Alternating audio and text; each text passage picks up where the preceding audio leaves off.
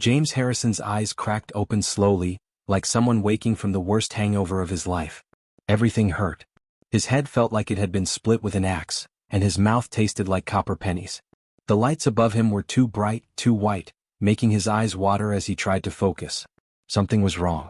Very wrong. The ceiling wasn't right. Instead of the rough stone of his cottage in Scotland, he stared at smooth metal that seemed to glow from within. Strange symbols flickered across its surface like living tattoos. The air smelled wrong, too sharp and clean like a hospital, but underneath that was something else. Something that made his stomach turn. James tried to sit up and couldn't. Thick straps held his wrists, ankles, and chest against what felt like a metal table. The straps weren't leather or fabric. They looked almost alive, pulsing with a faint blue light. When he pulled against them, they tightened automatically. That's when the memories started coming back in broken pieces. He had been hiking through the Scottish Highlands, just him and his backpack, trying to clear his head after leaving the Royal Marines. The sun was setting when he saw lights in the sky, not normal lights but things that moved in ways that made no sense. They danced and swooped like living creatures made of pure light. Then there had been a sound.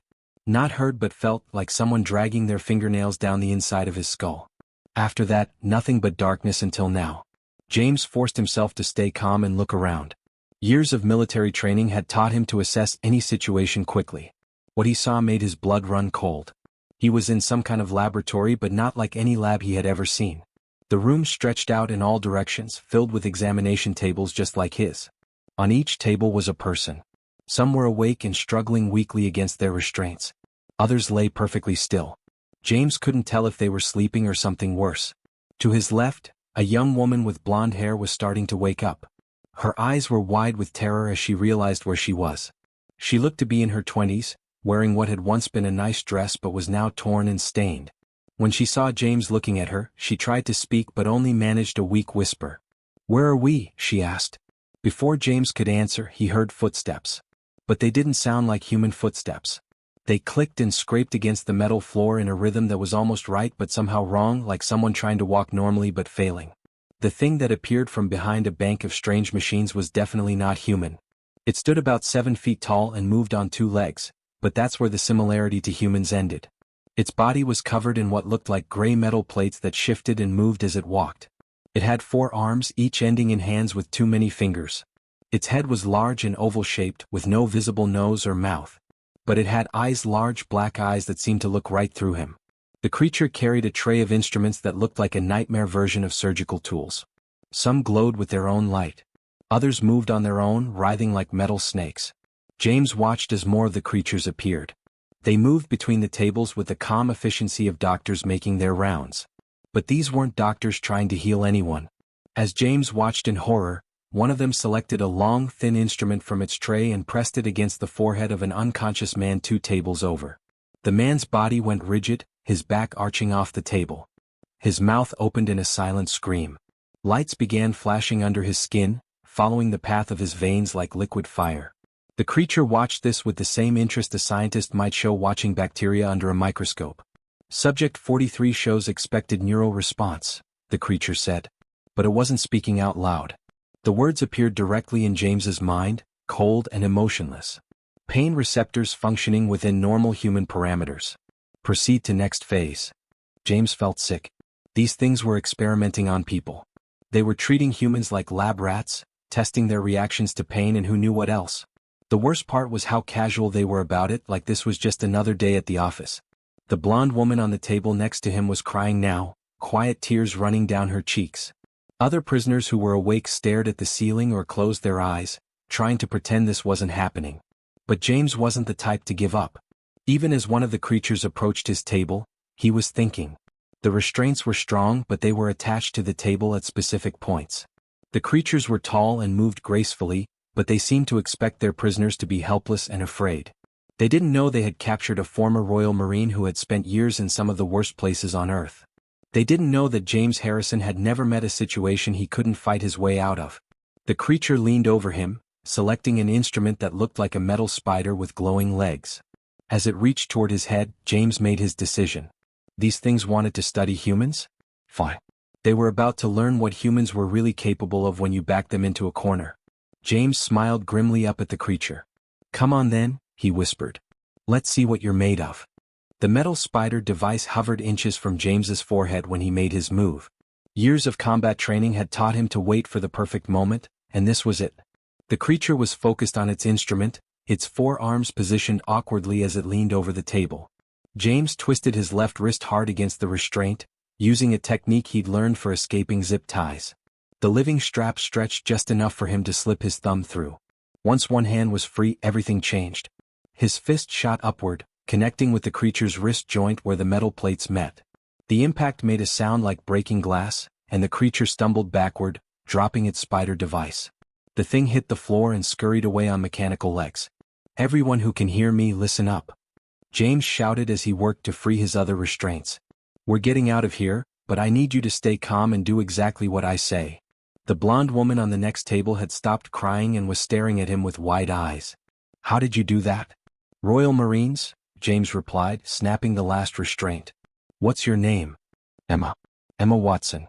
I'm a doctor." "Good. We'll need medical knowledge." James rolled off the table and immediately went to work freeing Emma. Around the room, other creatures had noticed the disturbance and were moving toward them with that strange clicking walk. "Can you fight?" James asked Emma as he released her restraints. "I've never had to before." "You're about to learn fast." James grabbed the fallen spider device, examining it quickly. It was clearly some kind of medical instrument, powered by a small energy cell that glowed blue-white. The cell was warm to the touch and hummed with power. The first creature reached them just as Emma sat up on her table. James ducked under its reaching arms and struck upward at what looked like its neck joint. His punch connected, but the creature barely staggered. Its metal skin was tough, much tougher than human flesh. But James noticed something important. Where he had hit it, small sparks had jumped between the metal plates. The creature's body conducted electricity, and those plates weren't perfectly sealed together. "Emma, help me free the others," James called out, dodging another grab from the creature. "Start with anyone who looks strong enough to fight." Emma stumbled off her table but quickly moved to the next prisoner, a middle-aged man who was already half awake. James backed away from the creature, leading it toward a bank of medical equipment along the wall. The machines were clearly advanced, but they followed basic principles James recognized from his engineering training in the military. Power flowed from sources to destinations. Cut the flow in the right place and you could redirect it anywhere you wanted. James grabbed a flexible cable connected to one of the larger machines and yanked it free. Sparks flew as the connection broke, and the cable's end glowed with dangerous energy. Without hesitation, he jammed it against the creature's chest. The effect was immediate. The creature's body lit up like a Christmas tree as electricity coursed through its metal plating. It made a sound like a broken radio and collapsed to the floor, smoke rising from the gaps between its armor plates. "It works," James shouted. "Their metal skin conducts electricity." By now, Emma had freed 3 more prisoners. One was a young man who introduced himself as Robert, a physics teacher. Another was Lisa, a nurse who looked terrified but determined. The third was David, an electrician who took one look at the smoking creature and grinned. "I can work with this," David said, immediately heading for the nearest machine. "How many more of those things are there?" Lisa asked, helping Emma free another prisoner. "Too many," James replied, watching as more creatures appeared at the far end of the laboratory. "We need weapons and we need them fast." Robert was already examining the fallen spider device. "This power cell could be modified. If we could build some kind of projectile system." "No time for complicated," James said. "Simple and effective." "David, can you turn these medical lasers into weapons?" David was already dismantling a surgical laser mounted on an articulated arm. "Give me 5 minutes and some wire." "You've got 2 minutes," James said as the approaching creatures began to move faster. "Emma, Lisa, keep freeing people. Robert, help me build something that can stop multiple targets at once." Working with desperate efficiency, the small group began turning the laboratory against its owners. James ripped power cables from machines and weaponized them into electric whips. David managed to convert 3 medical lasers into handheld energy weapons. Robert figured out how to overload the power cells to create crude but effective grenades. The first wave of creatures reached them just as they finished their preparations. James met them with an electrified cable that sent 2 of them crashing to the floor. David's converted laser burned through another creature's chest armor like it was paper. Robert's improvised grenade took out an entire group when it exploded near a bank of equipment. "They're not expecting resistance," Emma called out, having just helped free 2 more prisoners who were already looking for ways to help fight. James smiled grimly as he watched more creatures approaching from deeper in the facility. The aliens had made a critical mistake. They had studied human biology, but they had never bothered to understand human psychology. They thought capturing humans would be like collecting specimens for a laboratory. They expected fear and helplessness.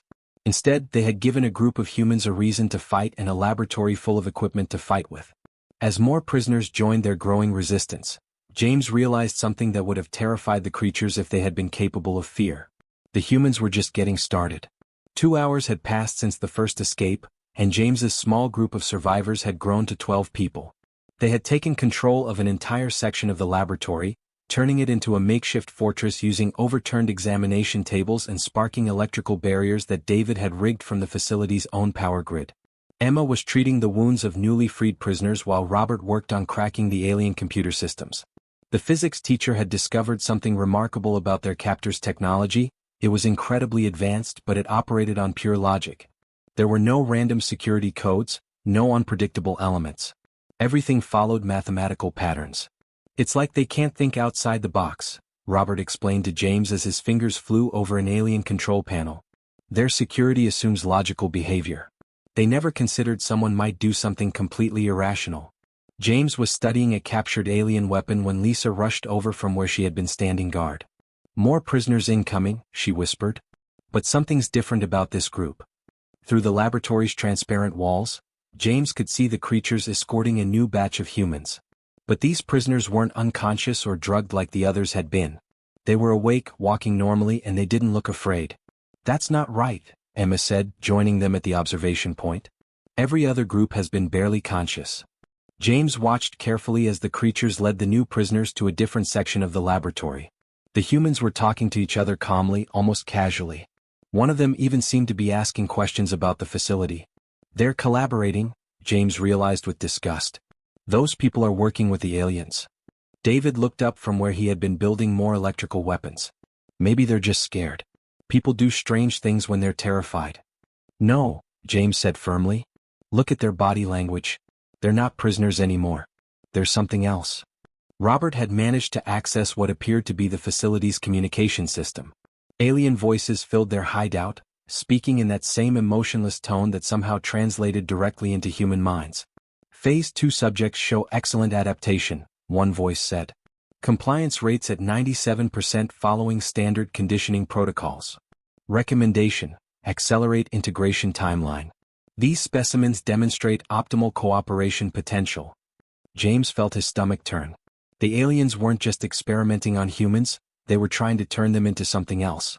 The people they had just seen weren't collaborators by choice. They had been changed somehow, their minds altered to make them willing servants. "We need to move," James said quietly. "If they can do that to people, this place is more dangerous than we thought." Emma was pale as she listened to more alien communications. "James, they're talking about expanding the program. They want to process thousands of humans." "Not if we stop them first," James replied, checking his improvised weapons. "Robert, what else can you learn from their systems?" The teacher's face was grim as he scrolled through alien data. "It's worse than we thought. This isn't just one facility. They have dozens of these laboratories across the galaxy. They've been doing this to other species for centuries." "Other species?" Lisa asked. "According to this, humans are just their latest project. They've already processed entire civilizations this way. Turned them into willing workers, soldiers, whatever they needed." James studied the information on the screen, his military mind automatically analyzing the tactical situation. The aliens had been doing this for a long time, which meant they were good at it. But it also meant they had become predictable. They've never failed before, James realized. Every other species they've encountered has eventually given up or been converted. They don't know how to handle real resistance. As if to prove his point, alarms began blaring throughout the facility. Red lights flashed, and the alien voices became more urgent in their communications. Security breach in Section 7. Multiple specimens displaying aggressive behavior patterns. Impossible. Humans lack the cognitive capacity for sustained resistance. Override. Implement immediate containment protocols. James smiled grimly. The aliens were panicking, and panic led to mistakes. Through their hideout's walls, he could see creatures moving through the corridors with less coordination than before. They were rushing, making assumptions, following their programming instead of thinking creatively. That's their weakness, James told his group. They can't adapt. They do everything the same way because it's always worked before. Emma had been quiet, but now she spoke up with new determination in her voice. The converted humans, the ones they've changed. Can we help them? I don't know, Robert admitted.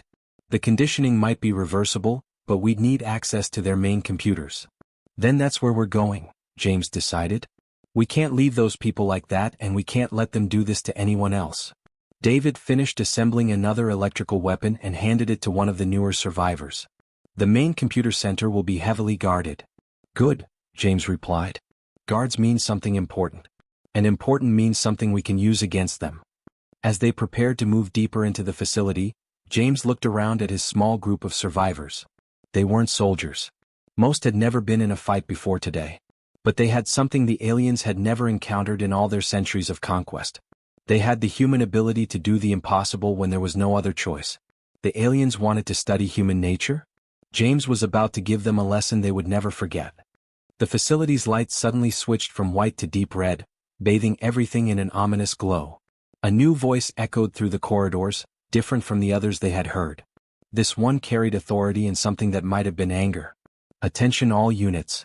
The human specimens have exceeded acceptable behavior parameters. Initiating full containment protocol. All sections will be sealed within 60 seconds. James watched through the transparent walls as massive metal doors began sliding down from the ceiling at regular intervals throughout the laboratory. The aliens were trying to trap them in small sections where they could be dealt with one piece at a time. Move. Everyone move now. James shouted, grabbing his improvised weapons. We've got less than a minute before we're locked in here. The group of 12 survivors ran toward the nearest exit, but they were too late.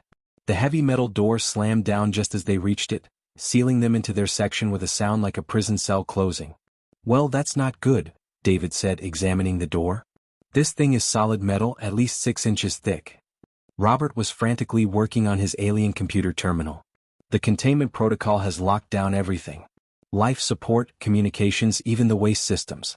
They're planning to wait us out. Emma checked their supplies while Lisa tended to an injured survivor. We have enough food and water for maybe 2 days, Emma reported. After that won't matter, James said grimly, because we're not staying here that long. Through the walls, they could see creatures moving in the corridors beyond their sealed section. But these weren't the same types they had been fighting. These were larger, more heavily armored, and they carried weapons that glowed with deadly energy. Combat units, James observed. They're done playing around. The new voice spoke again, and this time James could see its source through the wall, a creature much larger than the others, with golden markings across its armor plating. It stood in what appeared to be a command center, surrounded by screens showing their trapped section. Specimen resistance has reached unacceptable levels. Authorization requested for immediate termination of all subjects in Section 7. James felt his blood run cold. They weren't planning to capture them anymore. They were planning to kill everyone in their section and start over with fresh prisoners. Authorization granted, another voice replied. Begin purge sequence in 30 minutes. 30 minutes, James repeated quietly. Robert, please tell me you can get us out of here. The physics teacher was sweating as he worked on the alien systems. I'm trying, but the containment protocol has locked me out of most functions. I can access basic information, but not door controls or life support. What about the power grid? David asked. If we can't go through the door, maybe we can go around it. James studied their prison carefully. The walls were solid metal, but everything needed power. The lights, the air system, the containment field that was probably keeping the door sealed, it all had to connect to the main power grid somehow. There, he said, pointing to a section of wall where several cables ran along the ceiling. Those power lines go somewhere. David, can you trace them? David was already climbing onto a broken examination table to get closer to the cables. They run through the wall toward the next section. If I can tap into the main line. Do it, James ordered. Everyone else, prepare for combat. When that door opens, we're going to have company. Emma was distributing their makeshift weapons when one of the newer survivors, a young man named Tom, spoke up nervously. What if we can't fight them? What if we should try to negotiate? James looked at him seriously. Tom, they've been experimenting on people for who knows how long. They were planning to turn us into mindless servants. And now they've decided to kill us all instead. There's nothing to negotiate. But maybe if we explain. No, Emma interrupted firmly. I've seen what they do to people in those other sections. They don't see us as people at all. We're just things to them. David's work with the power lines was paying off. Sparks flew as he connected cables, and suddenly the red lights in their section flickered and went out for a moment before coming back on. I'm tapped into their grid, David announced. I can overload the door's power supply, but it's going to cause a massive electrical surge. Everyone stay away from anything metal. Robert was still working on the computer system when he suddenly went very still. James, you need to see this. On the alien screen was a star map showing dozens of points of light. Each point was labeled with symbols that somehow translated in their minds as numbers, thousands and thousands of numbers. What am I looking at? James asked. Population counts, Robert said quietly. Each of those lights is a planet they've conquered. The numbers are how many people they've processed or killed. James stared at the screen in horror. The numbers were enormous, millions, sometimes billions per planet. And now Earth was on their list. They're not just studying us, James realized. They're preparing for a full invasion. The 30-minute countdown had reached 10 minutes when David finally finished his work with the power grid. Ready when you are, he called out. James looked around at his small group of survivors. They were tired, scared, and outnumbered by enemies with superior technology. But they were also angry, and anger could be a powerful weapon when used correctly. Remember, James told them, they expect us to be afraid. They expect us to give up. Let's show them what happens when humans get mad instead. David triggered the power surge and their prison door exploded outward in a shower of sparks and twisted metal. The real fight was about to begin. The exploded door created a gap just wide enough for one person at a time to squeeze through. James went first, his improvised electrical weapon ready, scanning the corridor beyond for threats. The red emergency lights made everything look like a scene from hell. The corridor was empty, but James could hear the clicking footsteps of approaching creatures from both directions. Heavy, armored footsteps that meant the serious fighters were coming. Quick and quiet, James whispered as his team slipped through the opening one by one. We need to reach that command center before they surround us. Robert had memorized the facility layout from the alien computers. 2 levels up, then straight through the main corridor. But James, there's something else. The facility commander isn't just running this place, it's connected to their entire fleet. What do you mean? If we can get to its communication system, we could send a message to their whole empire. Maybe even back to Earth. James felt a spark of hope mixed with determination. A message to Earth could warn them about what was coming. But first, they had to survive the next few minutes. The first group of armored creatures appeared at the far end of the corridor, moving in perfect formation like a military unit. Their weapons glowed with deadly energy, and their armor was thicker than anything James had seen before. Spread out, James ordered. Don't give them easy targets. The battle in the corridor was brutal and quick. David's electrical weapons worked, but the armored creatures were harder to take down. Emma dragged 2 wounded survivors into an alcove while Lisa tried to stop their bleeding. Tom, despite his earlier fear, fought with desperate courage when one of the creatures cornered him. By the time they reached the stairwell leading to the upper levels, they had lost 3 people and everyone else was injured.